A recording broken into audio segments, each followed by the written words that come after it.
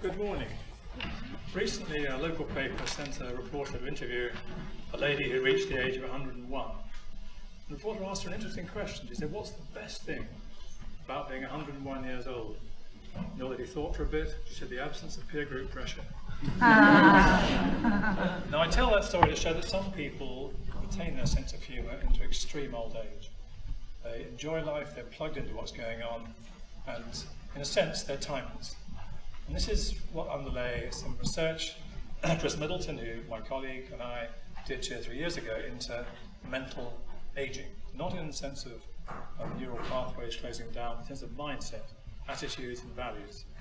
And we looked at some pretty chunky research, which took place over several years, into this very subject. Can somebody help me put this thing to working? Thank you very much indeed.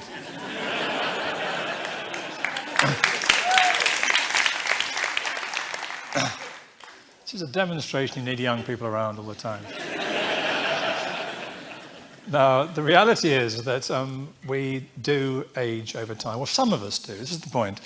The research we undertook was, in fact, it was done by a major research company, and it was done across Europe over several years. And it tracked attitudes and values of people in different age groups as they grew older.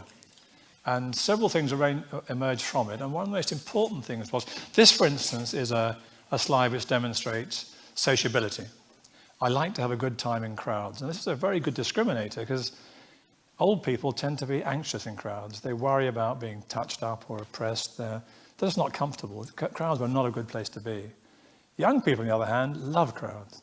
They love festivals, they love concerts, they love sporting events, because being there is what it's all about. Shared experience is very, very exciting, and you can't substitute it, which is why the big brands now sponsor big stadia like O2 and the Emirates and so on. So this is a very good discriminator. What you'll see on that bar chart is the left-hand end, they're 15 to 17-year-olds, and they love being in crowds and the shared experience.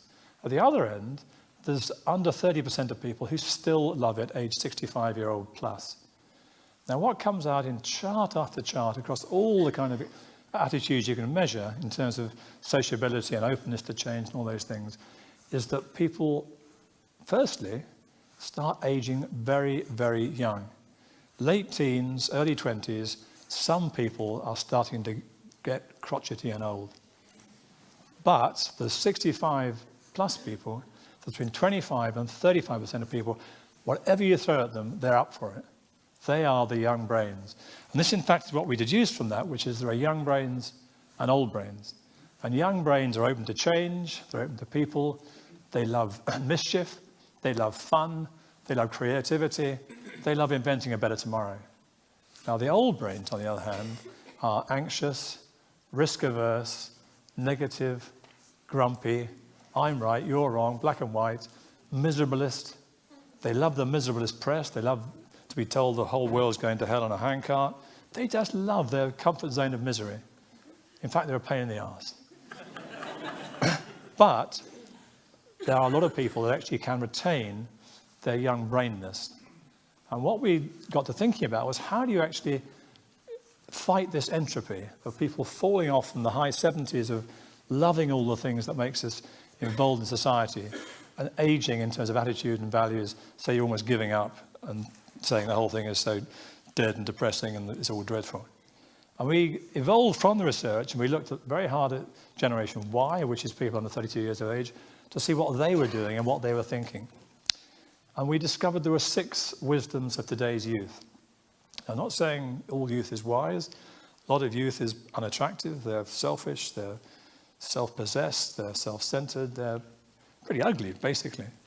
But there are some very, very good things about how youth are enjoining with today's society and living more effectively. And these 6 areas, which are highly textured and richly laden, are to do with that. And I'll give you 3 or 4 examples. The first would be that Generation Y kids are, by and large, diversity blind, which means that they don't see sex or age. They don't care whether you're straight or gay, or whether you're black or white, or whether you're Christian, Muslim, Muhammad, whatever.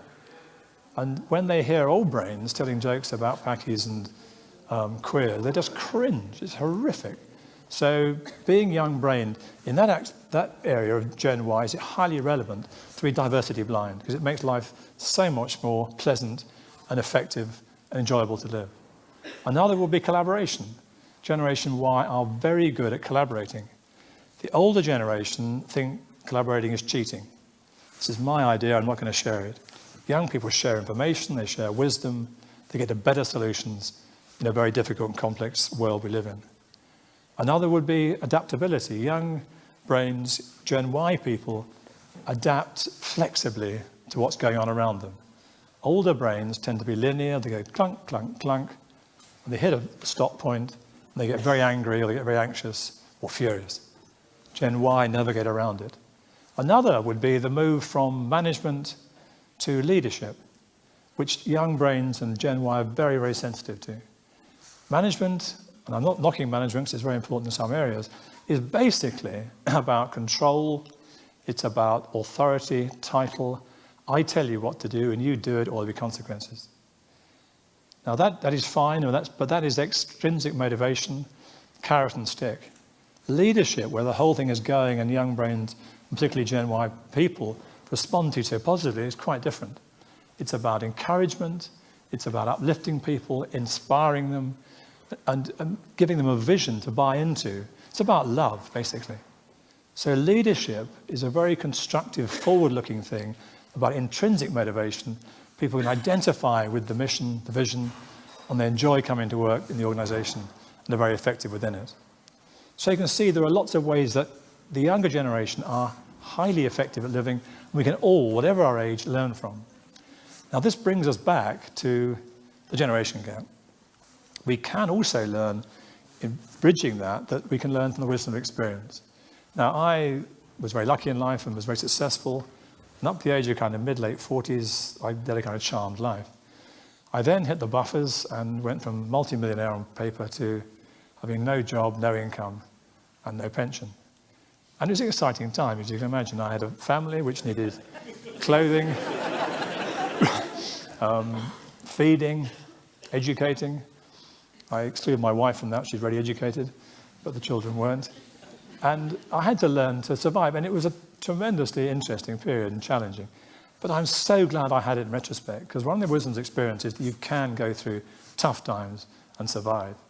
So coming back to generation gap, what have we learned? We learned basically that for old brains, it is highly relevant, because they know that today's youth are misbehaved, they are rude, they are arrogant, they're unpleasant, they're drug-taking, they're disgusting, and they won't listen to what I'm telling them. And that's old brains. Now, young brains say that's all irrelevant, because young brains know they're diversity blind for a start, so whether 18 or 80 is irrelevant. It's the person they're talking to and joining with. So, and they're, anyway, much more busy talking about how they're going to fulfill themselves, how they're going to make a difference, how they're going to create a better tomorrow for everybody of all ages. So to step back from it all and summarize, what I would say to you is, obviously, all of you are young brains, or you wouldn't be here today. So you have a choice. You can either stay for the rest of the day, or you can go home now. Thank you very much indeed.